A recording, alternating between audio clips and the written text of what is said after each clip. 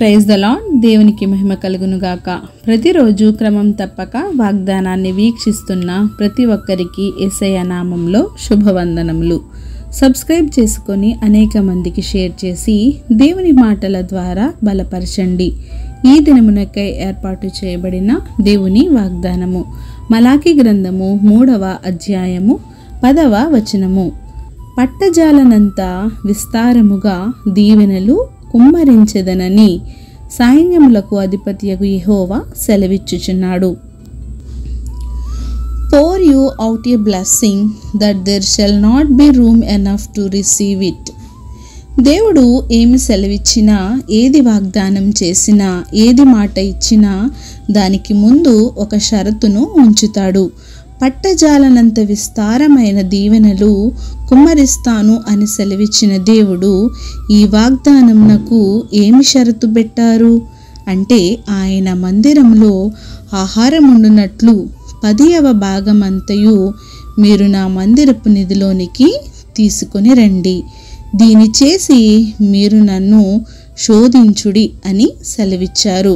అంటే అక్కడ దేవునికి మందిరంలో ఆహారపు కొరత ఉండి మనలను నింపమని అడిగినట్లు కాదు, కానీ అక్కడ దేవుని మాటకు మనం విలువ ఎంత ఇస్తున్నామా, దేవుడు చెప్పినట్లుగా మనము చేస్తున్నామా, దేవుని మాటను నీవు ఎంత శ్రద్ధగా ఆలకించి పాటిస్తున్నామా, అది దేవునికి కావాలి.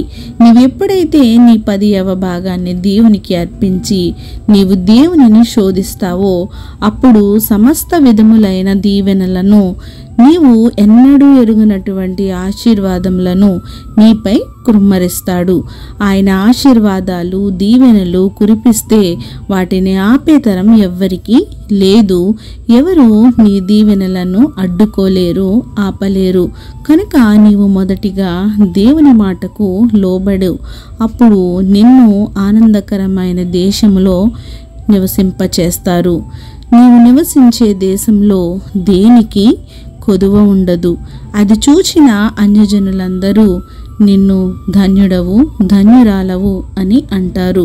నిన్ను గూర్చి మన దేవుని నామమునకి గొప్ప మహిమ, ఘనత, ప్రభావములు కలుగుతాయి. ఈ వాగ్దానం మీ అందరి జీవితాల్లో ఫలింపచేయాలని ఆశిస్తూ చిన్ని ప్రార్థన. ప్రేమ నమ్మకం కలిగిన మా ప్రియ పరలోకపు తండ్రి, మీరు ఇచ్చిన వాగ్దానంకై వందనాలు దేవా. ఎవరైతే వాగ్దానాన్ని విన్నారో నాయన, వాక్యానుసారమైన జీవితాన్ని వారికి దయచేయండి.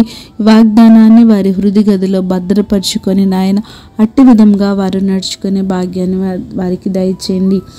ఎవరైతే నీ మాటను విని నీ ఆజ్ఞల ప్రకారం జీవిస్తారో నాయన, వారిని నీవు చూస్తూ వదిలిపెట్టేసే దేవుడవు కాదు.